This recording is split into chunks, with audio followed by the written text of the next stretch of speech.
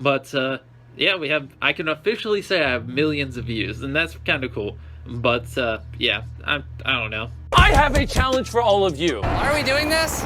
For content. This is going to blow. We're the cool kids. We film desperate videos in attempt for views. Shake up on your attitude. I'm a little gratitude. I never heard MrBeast speak until, out of morbid curiosity, I watched Beast Games. And that led me to do a bit of reading. Just a popular YouTuber who appeals to kids, I thought. Jimmy Donaldson, aka MrBeast, is the world's biggest YouTuber. And although this video will touch on some of his many controversies, it's not really about them, it's about his shtick. Donaldson insists that he isn't rich, and his mission statement explicitly says that he wants to make the world a better place, and wants to teach people to stop abdicating responsibility to others. But even then, with much charitable giving, depending on the source, he is worth between $500 million and $700 million. Aimed at under 25s, Donaldson has created a highly curated image that I think is most fascinating in how it follows the well-worn footsteps of megastars from generations before in the exact same mode of exploitation. His business model is to take poor people, exploit them, and call it charity. This is Beast's game. Bow down to the emperor. If you know scared fire. Donaldson was born in 1998 in Wichita, Kansas. His mother, Susan, whose maiden name is Parisher, and who now serves as Chief Compliance Officer for the Beast Empire, was an army officer in the military police. In 1992 she was a captain, and in 2003 she was a lieutenant colonel in command of the 9th MP detachment at Mannheim Prison, and she later worked at Leavenworth. His father, who Donaldson is now estranged from, appears to be a retired military police colonel who went on to work for the Pentagon. I cannot 100% confirm this, however. His parents divorced in 2007, and Susan has characterized her ex-husband as abusive. Anyway, James Donaldson was raised by live-in nannies. At 11, he started uploading videos of himself playing popular video games like Minecraft. I don't know if you've ever heard of it. But it was at 13 that he adopted the moniker MrBeast 6000.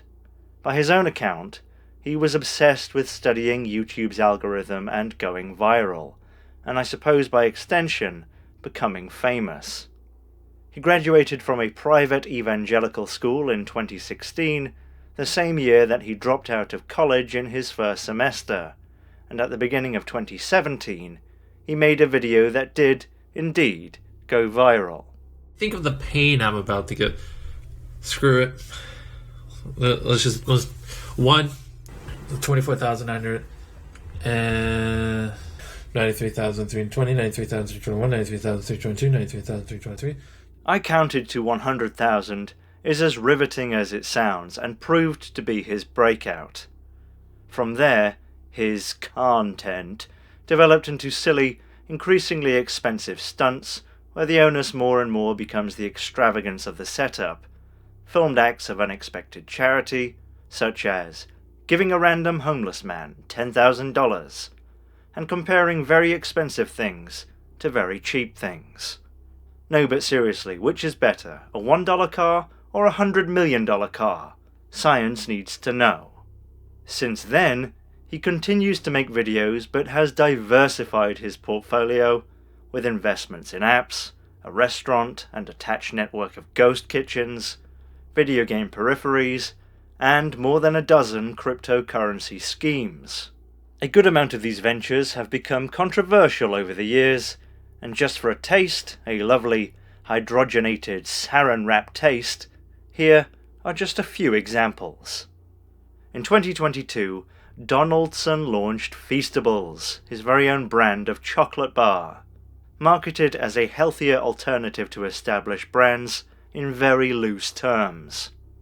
These claims seem to be centered around the use of organic cocoa, but ultimately the ingredients and the effects are the same. The sugar content of one Feastable chocolate bar is 30 grams, approximately what the American Heart Association generously recommends a fully grown adult consume in an entire day. As wishy-washy as the PR is, so too, in a very telling way, is the vague language around ethically sourced production. In September of 2024, Feastables partnered with Tony's Choco Lonely, which although was apparently established as an ethical brand and talks a good game, is explicitly excluded from Slavery-Free Chocolate's list of ethical companies for their collaboration with Barry Callebaut, a massive and ethics-free conglomerate. That same month, Donaldson and two other YouTubers, KSI and Logan Paul of Suicide Forest fame, launched Lunchly, a reimagining of Lunchables. Basically, it is ultra-processed food partitioned in plastic. They're full of white flour, sugar, artificial sweeteners and hydrogenated fat, the sort of things that contribute not just to obesity and diabetes, but to chronic poor health. For example, there's sugar in the turkey. Notice with nutritional facts that the recommended daily values are based on a 2,000 calorie diet, like most nutritional labels, meaning one of these things would contribute 30% of the recommended daily saturated fat for an adult, and they are certainly not marketed for adults.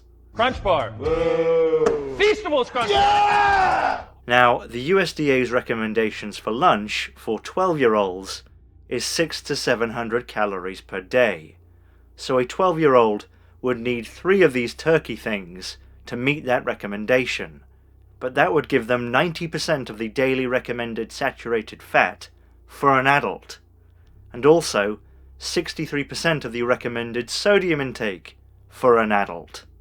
Here's a screenshot of Lunchly's website, stating that each package of ultra-processed junk includes 400 milligrams of electrolytes.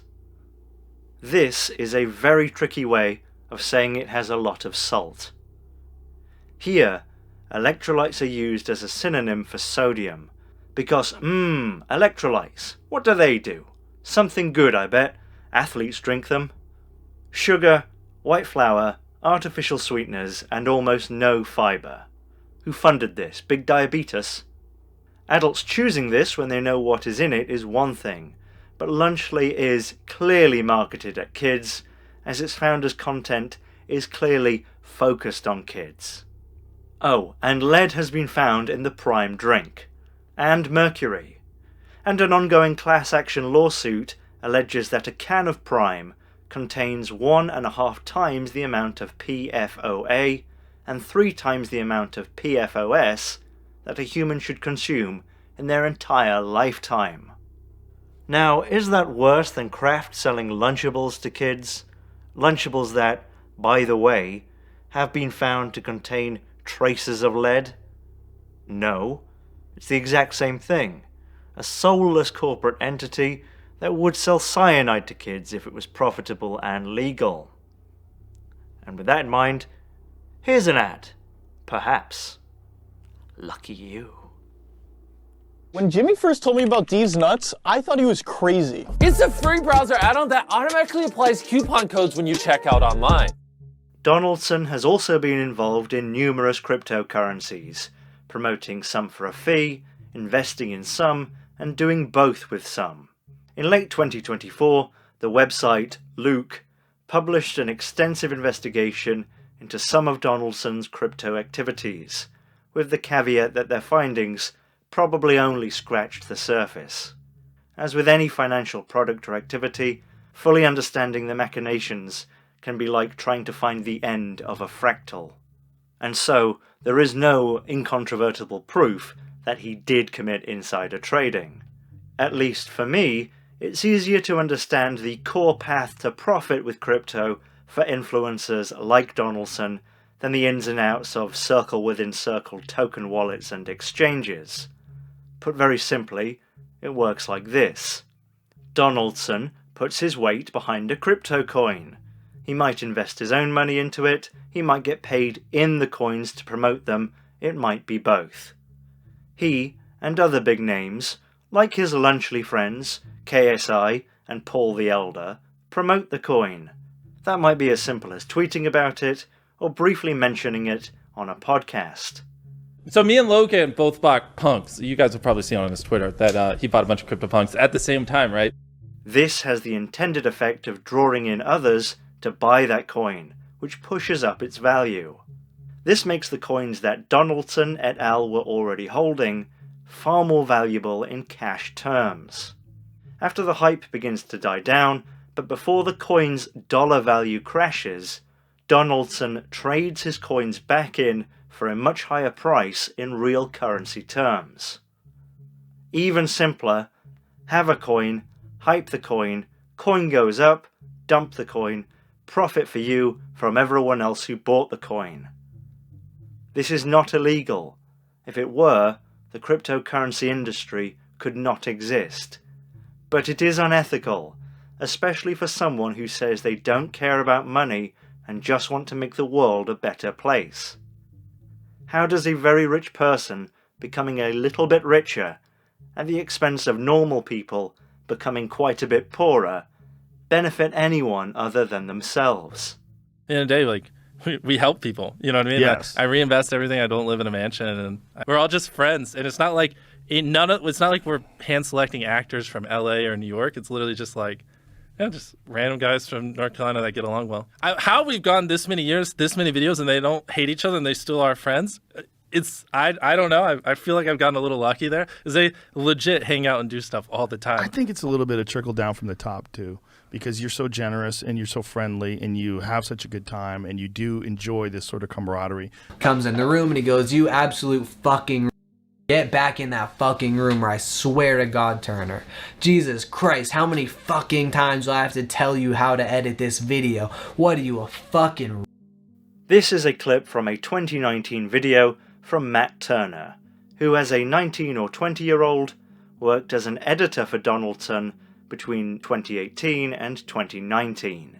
It was referenced in a 2021 article from the New York Times that cited former employees alleging that Donaldson's companies were rife with unprofessional behavior and bullying. More recently, in 2024, a former employee has alleged that some of Donaldson's contests were rigged and accused him of running illegal lotteries and deceiving fans.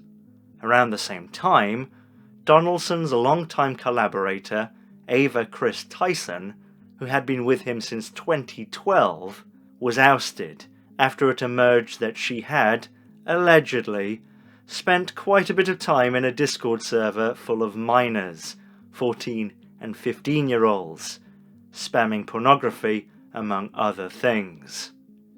Back in 2017, Donaldson himself joked about wanting to have sex with a 14-year-old. Around this time, he also hired this guy, who ended up in a few videos. According to Jake Franklin, himself a Donaldson employee until 2020, Donaldson hired this guy knowing full well that he was a convicted sex offender whose victim was 11 years old. As of the making of this video, Donaldson is facing a class action lawsuit from 5 contestants on his Amazon Prime show Beast Games, a shameless rip-off of Squid Game's The Challenge, itself an irony-free offshoot of a show about desperate people being pitted against each other for money, for the entertainment of the ultra-rich. The suit alleges, among other things, lack of background checks leading to contestants being exposed to violent felons, that overtime wasn't paid, that medications were withheld, that contestants were hospitalized due to lack of food and water, that the production paperwork improperly classified contestants to avoid taxes and reap tax credits, that there were an insufficient number of medics and that sexual harassment, particularly of women, was rampant, deliberately overlooked, and possibly even encouraged.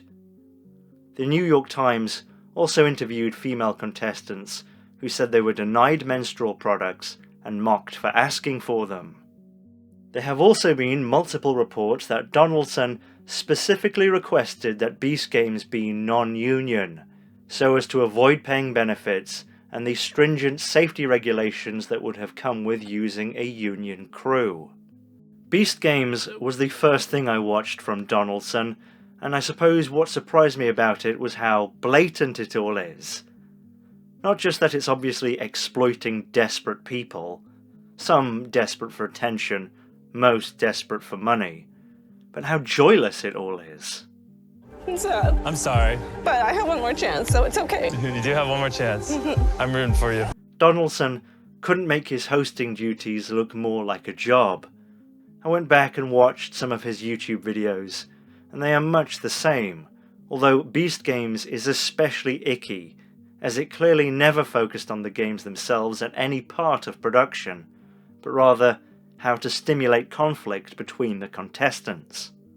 Having skimmed through the MrBeast ass-on-head employee handbook, it's written as if we can all agree that Donaldson and his toadies are the funniest people to ever live. But that doesn't come across in any of the videos I've seen. I'm not just saying I don't think he's funny, I'm saying I've never gotten the impression that he was ever trying to be funny. A lot of his videos are very bland. In this one, he and his friends go and hang out in an abandoned urban environment. And that's just it. There's no conflict, it's not wacky, we don't learn anything about why it's abandoned, it's utterly dull. Even though various publications refer to Donaldson's entire demographic as under 25s, I have to wonder if the real core of that isn't much younger, like 11 to 13-year-olds. I don't mean that as an insult, it just seems to be the target of his videos and especially his products. The appeal of, less funny about not really do or say anything, I'm guessing, is surely more appetizing to kids and young teens who live vicariously through him, who don't have the money or the ID needed to do what they actually want, and who can't imagine anything more interesting than having loads of money so that you can just jet across the world to piss around with an entourage. If this is his core audience, it would explain the naivety behind the defense of him most often seen in the wild. He's a philanthropist, he gives to charity, he helps people. If he's willing to sell junk food to kids, and to collaborate with companies that use child labour in their production processes, I don't think his charity is incidental, but rather a strategic way of washing his own image and deflecting criticism. More than that, his so-called philanthropic videos are pure exploitation, where he can't even allow the focus to be on anything but himself for even a minute. Did he pay for 1,000 people to have cataract surgery? Sure he did, and that's good. But with ad revenue and sponsorships, I'm 99% sure he made a net profit from this particular video, which would have been worth it anyway strategically to protect his image. In his most recent video, where Donaldson pays for the prosthetic legs of 2,000 people, the closest we get to any information is this. So what makes it so expensive? Very expensive pieces of technology. Their only hope right now of getting a prosthetic leg so they can walk again, so they can go get a job, is for a YouTuber to step in and help them, which is absurd. I don't know what the answer is. Well, the reason 32 of 33 developed nations do have universal healthcare, and that the US is the odd one out, is because a lot of corporations and wealthy individuals make an obscene amount of money from the US system as it is, that they wouldn't in Canada, or Germany, or Mexico, or Poland, so they have a vested interest in encouraging people not to change the system, because it's how they make their money. He can't actually say that, because he suckles on the same teat of greed. Look at who his sponsors are. He benefits greatly from from a society that values profit above all else, and the solution, which is for society to evolve beyond greed and idolatry of the rich that he embodies so well, erases him. Is giving these people prosthetic limbs a good thing? Of course, but he exploits these poor people for views and for the social kudos, so that although yes, they get a new leg, he is the one that ultimately benefits the most, and they would benefit far more if we lived in a world where his brand of cynical exploitation of the poor and the celebration and envy of this exploitation did not exist. It's a bit like Walmart donating $1 million to charity, then spending $10 million on marketing that fact, all while 60% of their employees have to use food stamps and Medicaid. Or like McDonald's loudly trumpeting their charitable giving, which is really from their customers, while being unable or really unwilling to properly pay their highly disposable staff, while hiring John Cena to sell their excuse for a hash brown, and then using those customer donations that they've taken credit for to reduce their own tax liability. Or, if you really want a more extreme example, it's a bit like Argentinian First Lady Eva Perón, using state funds to buy herself Chanel suits and diamonds, and then throwing pennies from balconies at the poor, who loved her for it. Donaldson is no different from these things. It's just that he's the face of his own corporation, and his business model includes built-in reputation washing. He's just another example of extraordinary wealth stemming from extraordinary, or really, unfortunately, completely usual exploitation. It seems very unlikely that he isn't aware of his own duplicity, especially with his philanthropic videos punctuating every sentence with, "If it weren't for us, we've changed people's lives. We've done so much." And I suppose I shouldn't be surprised by how well that works in his defense. You know, Stalin, he was a horrible person, wasn't he? But he did repave a lot of roads. What have you done? On the low end of his estimated worth, he holds the same amount of wealth held by about half of the adult Haitian population. He has enough wealth to end famine for almost 5 million people in Sudan.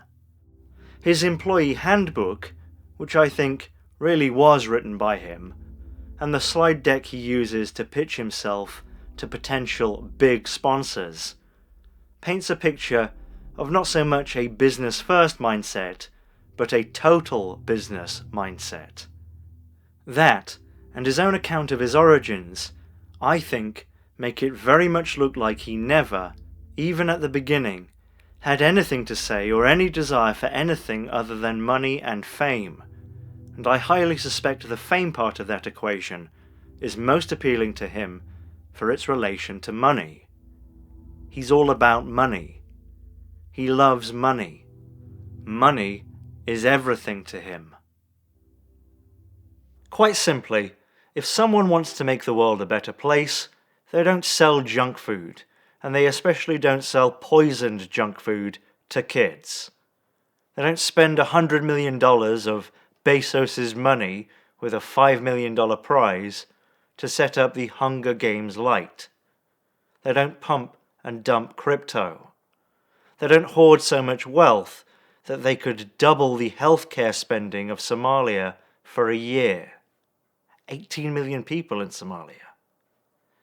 And that's it. That's the video. Thank you very much for joining me.